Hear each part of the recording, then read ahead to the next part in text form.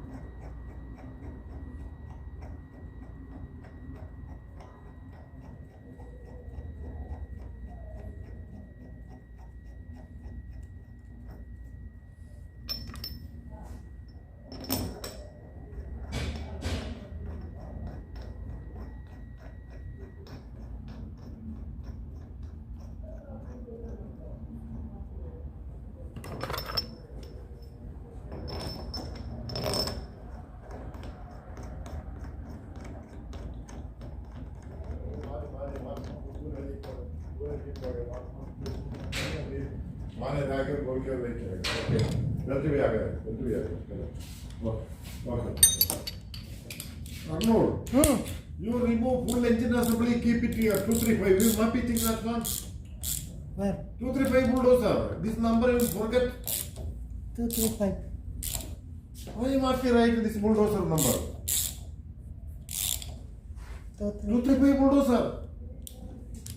Oh, you must think yesterday evening, Hassan talked to me, Hari, 3 machine. Bulldozer, grader and backhoe loader, 3 machines, serial full give me. I tried to caterpillar this remanaging. By night 8 o'clock call me, Hari, don't forget. Today me 4:30 coming in, first I write one paper. First I write number 1, 235, bulldozer. Serial number and model. And motor grader, 219. But in this 33 backhoe loader, you must pay you. You remove bulldozer engine by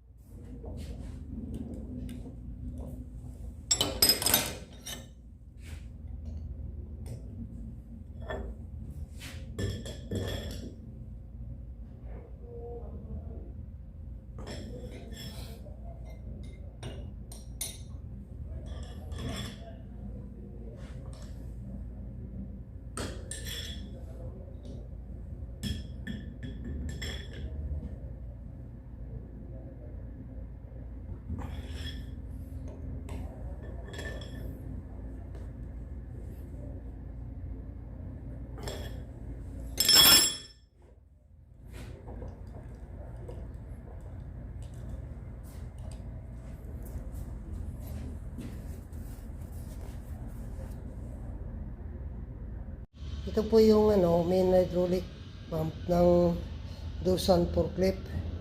So, ito po yung nasira niya.